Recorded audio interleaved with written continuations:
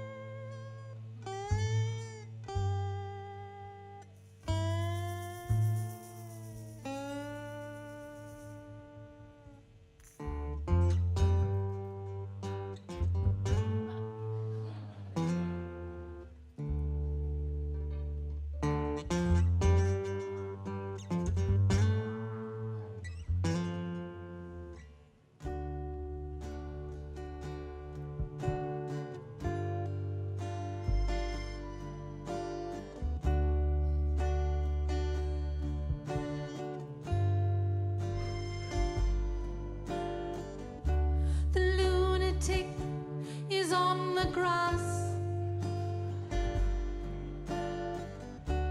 The lunatic is on the grass. Remembering games and daisy chains and lumps. Got to keep the loonies on the path.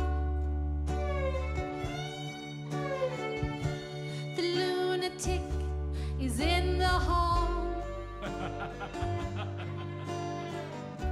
The lunatic is in my hall.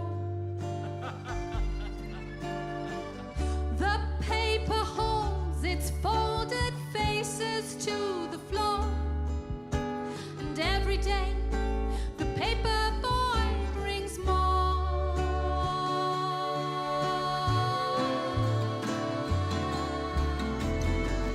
And if the dampers open many years too soon, and if there is no room upon the hill,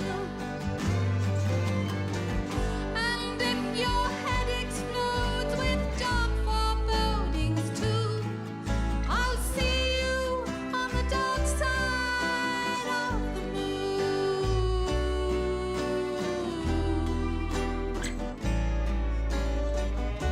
The lunatic is in my head. The lunatic is in my head. You raise the blade, you make the change, you rearrange me till I am sane. You lock the door and throw away the key. There's someone in my head and it's not me.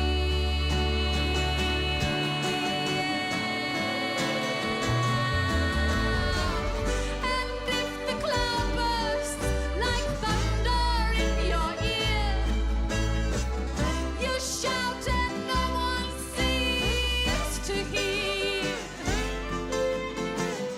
And if the band you're in starts playing different tunes,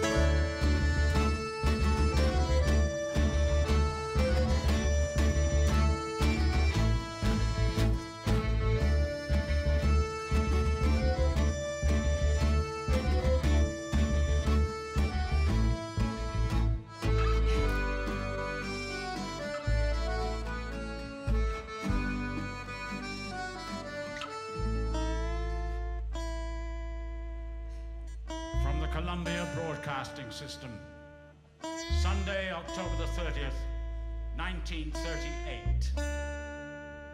We know now that in the early years of the 20th century, this world was being watched closely by intelligences greater than man's, and yet as mortal as his own.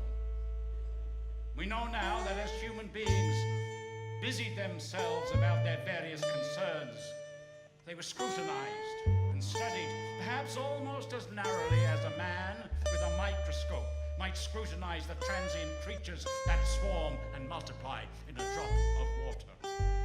With infinite complacence, people went to and fro over the earth about their little affairs, serene in the assurance of their dominion over this small, spinning fragment of solar driftwood, which by chance or design man has inherited out of the dark mystery of time and space. wow. That was very George Orson Welles of you, don't you think?